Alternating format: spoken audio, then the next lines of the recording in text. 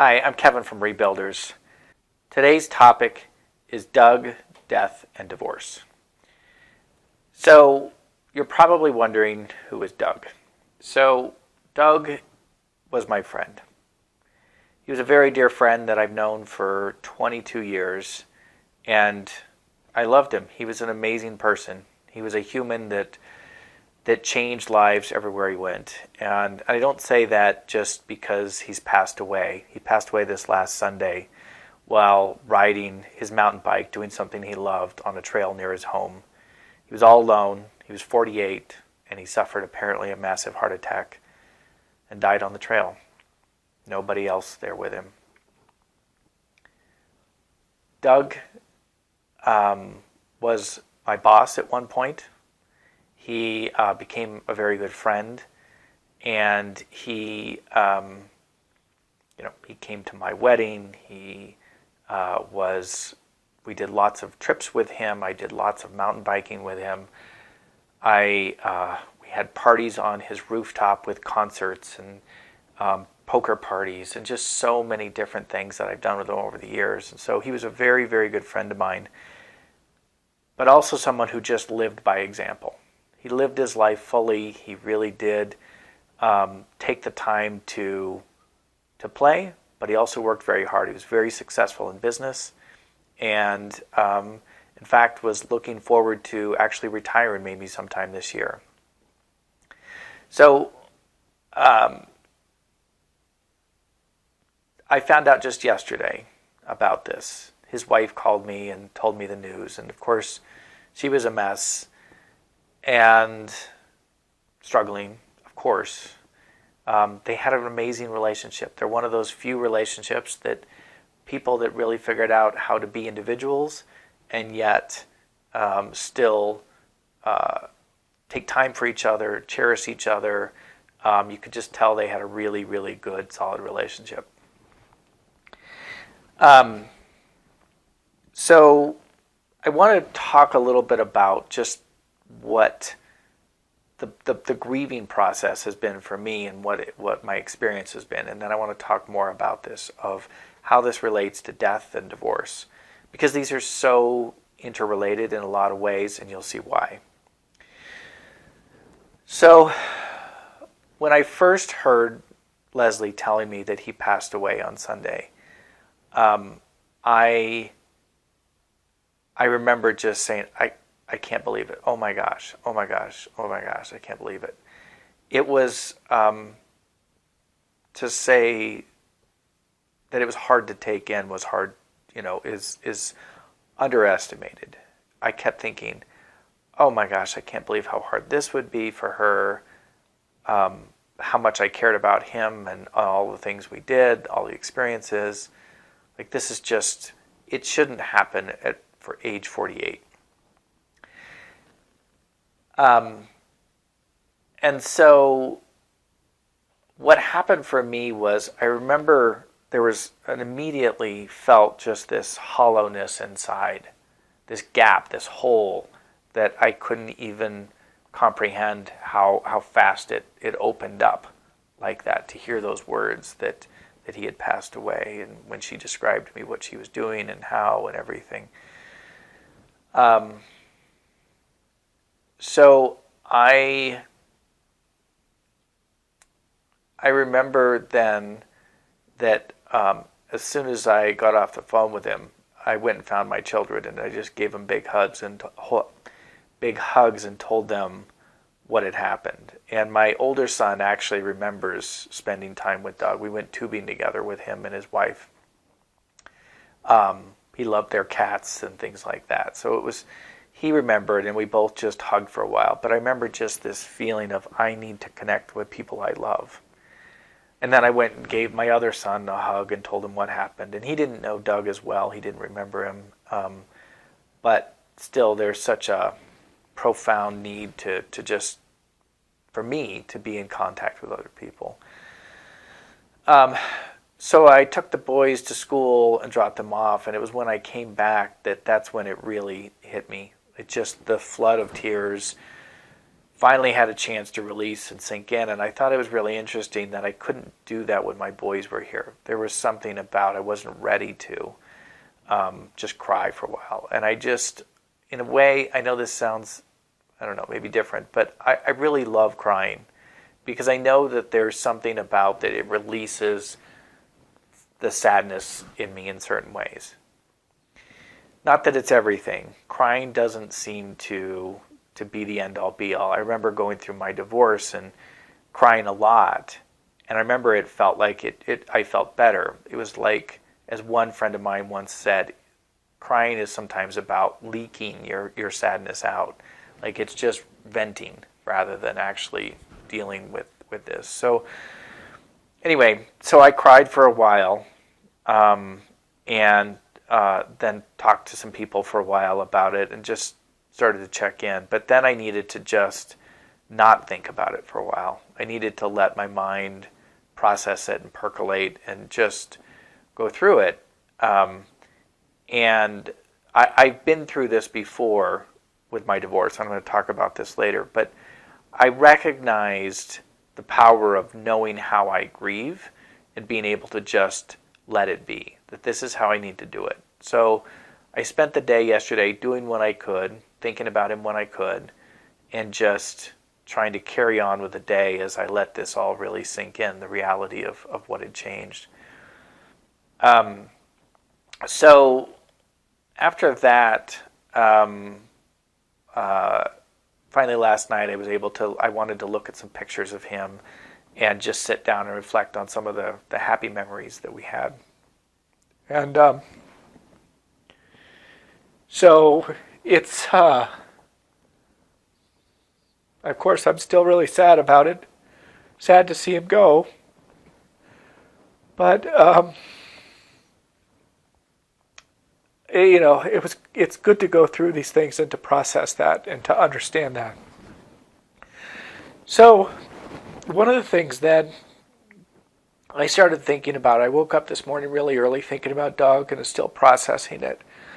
But I had some thoughts about this and reflecting on myself and the experience of this and how it relates to divorce. And I want to share that with you today of how all this fits together and help give people that are listening to this perspective on it. So one of the things is that a lot of people sometimes mention the Eleanor Kubler-Ross model of the 5 stages of grieving. And I've mentioned this before, but she actually regrets ever publishing that because it's been used wrongly in so many ways. So the 5 stages are denial, anger, bargaining, depression, and acceptance. So she talks about this, that she regrets it because, again, it was used wrongly in so many ways. The thing about this model is that people have taken that and they use it both for divorce and for death in the wrong way. So she came up with this model as a way for the person who is facing death, the person who knows what's coming. It's not for the people around them, and she has said this explicitly. And it's also not for divorce. Even though there is grief, it's not the same. So I want to just mention briefly that certainly some pieces of this exist for us. So for me, for example, I certainly was in denial when I first heard the news from Leslie. And throughout the day yesterday, I found myself saying, I just can't believe that Doug is gone. I can't believe it. That's denial. Totally normal, very common. Any kind of change in life that's sudden brings denial. Now, I didn't have anger. I'm not angry at the world because Doug left. I'm not angry at Leslie. I'm not angry at his wife. I'm not angry at anything. There's no anger there around this. I'm also not facing any bargaining. I don't have to. This is just what is. There's no bargaining to try and figure out what happened or why or whatever, and making some sort of decision or anything like that. Now, she mentions depression. That's the 4th one. So I would call this sadness. Yes, I'm very, very sad about this. Is it depression? Well, depression is a chronic situation, something that is a long-term thing. It's okay to be sad. It's understandable to be there. But this isn't depression. It's just purely dealing with the fact that there's real sadness there. And then the last one is acceptance. And there is a level of like starting to, in the grief process, just starting to acknowledge that, okay, this is the way life is. This is the new reality that I have to accept. Certainly a part of that. But the model is not very helpful for this kind of thing for people around anyone other than somebody facing death. Now, I want to talk now more about death and the difference between death and divorce in terms of grief. So, for in Doug's case, it was sudden and unexpected. And there's just this loss of his physical presence. His body is gone. He will no longer contribute to the world in the way he did. So there's really the physical loss of him, and then there's also all of us around him are dealing with the loss of what we thought was going to happen, to be friends with him, and he will be part of our lives and us a part of his for a long, long time. So there's those two elements of it that happen. Now for his wife, the loss of the future with him is far more significant than anyone else. Far more. No matter even if they were close friends, she's the one who really had the loss of relationship as well. This loss of a future and hopes and dreams of long life with him. The other thing is, obviously, the thing about death is that it's so permanent. It's so concrete. It's like he was alive yesterday. In fact, I emailed him Friday and got a message from him on Saturday, and he died on Sunday. I will not get any more messages from him. There was nothing more. That's it. Another thing about death is there is this almost destruction that occurs. This feeling that I had of this emptiness inside me. He and I had lots of various entanglements together of things that how we dealt with things, and so I myself have to sort of figure out how to unravel all of those things. So there's this destruction process and reconstruction process, but everything is a known entity at this point. Now, obviously in death, the other thing is that we have these funerals, which are a version of creating rituals about how we do it. We grieve both quietly and alone and as a group. And we mark the passing of Doug's life with, we're going to do a very small, close family and friends get together, and then also have a large celebration of life ceremony. And both of those events are very common for, obviously, for trying to mark something, to identify that this is the way, to give us a chance to heal both privately and as a group. And there's something about, funerals, for example, of hearing people talk about the past of Doug's life, how much he brought to our lives, reflecting on that, and then also being able to talk about how do we move forward? What is life going to be like without Doug? It's this encapsulating thing that seems to bring some closure to people. Now, it doesn't solve everything. I know I've certainly had enough people pass away in my life that I see that there's still more after that. But the funeral is sort of this concentration of grief that is powerful for everyone. So, divorce, though, is different in a lot of different ways. Obviously, it's not the loss of a human life. It's not the loss of a body. It's the loss of the relationship. It's the death of the relationship. It's the loss of the hopes and dreams that we had for living a life with this other person. And in some ways, you could say that the ghost of that relationship is going to be around forever, or for a long time. So if we have, if you have kids together with someone, if you are, live in the same town, people all the time tell me about how they have anxiety about seeing the first time they see their ex, say, in the grocery store, or seeing or hearing that they're with someone else. There's this presence that's hard to wrap our heads around, and we have to process that in different ways. It's not like that with death. Death is so final and so concrete. We will not see this person again. But the death of the relationship means that there's still stuff that happens. So, in another way, the other thing is that there's just no mark in time. Some people mark the day the divorce papers are signed, but it's really hard to relate that to other people. Everybody else around you doesn't recognize how significant that is or isn't.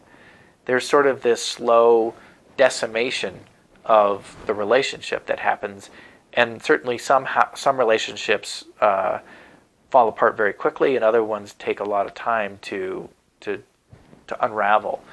But there's just not the same kind of concreteness that you get with divorce. Now, I am not saying that divorce is harder than death or death is harder than divorce. They're just different. There's different elements that go into that. And so, I would also say, though, that in divorce, there is a similar destruction that happens. I've heard of divorce referred to as like a bomb going off in your life. It affects, your relationship. It affects your home, your job, everything. It's just so many things get affected so quickly that it's hard to comprehend. But then there's also a certain amount of reconstruction that happens. There's an amount of, there's the destruction that happens, and then you have to figure out how to rebuild from this. How do you move forward? How do you clear out those things like, Doug's wife is going to have to clear out clothes and all of his possessions and things like that. Same thing in divorce. You're separating your stuff. You're figuring out what pictures do I leave up on the wall, which ones do I take down, what do I do with my ring, the wedding dress. All of those things are part of the destruction and reconstruction process. So, how do you grieve the death of the relationship? Especially when everything is so intangible, there's no real mark in time. This is one of the hardest things for people, and that what people struggle with, because what we see is that grief is the thing that is the hardest for most people to deal with. It's the thing that's underneath everything else. It affects our thoughts, it affects all the anger typically, it affects our sense of self-worth, it affects our future relationships. It's so many things that matter so much. So how do people do it? Well, there's lots of ways that some people do sort of a relationship funeral. They actually do some sort of a ritual that can process this. Another one is a grief letter, to write about what happened and why and let go of that. Other people do, I think there's always crying involved. There's always reflection. There's always trying to process this. Sometimes, I know for me, a lot of our pictures and all of our possessions, for a while, I just had to get them out of my sight. It was so painful to do that. Kind of like in a death, there's the clearing out of clothes. There's sort of like, I need a break. I need a separation because it's painful. It hurts.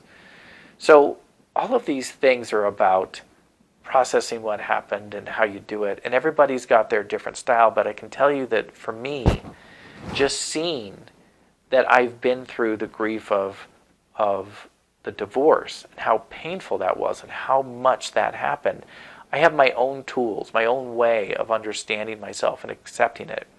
And I can tell you that when you get better at this, when you learn the art of grieving, that then yesterday I didn't fear the grief. I didn't want to turn away from it. I knew it was there. It's like an old friend that I was able to welcome into my arms and just say, here we are. This is what's going to happen, and this is how it's going to work. And let's go through this together again. I'm very sad about it. So for example, also, like even last night, I was still felt very hollow inside. But I knew that for me, just sleep and having literally a day to recognize that, okay, I made it through yesterday without Doug in this new reality that he is not here. And I'm still sad about it. I will forever have, will be some sort of sadness in me that I can bring up and wish that the memories were different, but they are what they are. So I think that for a lot of people, that learning how to do this art of grieving and really acknowledging and understanding themselves and how they do it is so powerful. This is probably the most powerful thing we do in our programs, is helping people through this process, because it's really hard, kind of like a funeral. It is really hard to grieve someone alone. And this is why our groups are so effective, is that people grieve together in our classes. They go through this as in community with others. And so, you can do this in lots of different ways, but I can say that that is probably one of the secrets to moving on and dealing with the grief of divorce. I hope this was helpful today. I hope it was insightful and gave you some things to think about. If you like this video, please click the like button, hit the bell to get notified. Please subscribe. It helps me know that what I'm providing out there is helpful. Thank you so much. From the bottom of my heart, I hope that you process your grief, become friends with it, and can truly have a life that you love that is full of all of the feelings between grief, anger, joy, love, peace, everything. And, today, as I feel most days, I just cherish life so much and every person that's out there. So I wish you the best. I hope that you live a life you love. That's all. Take care. Thanks for watching. Talk soon.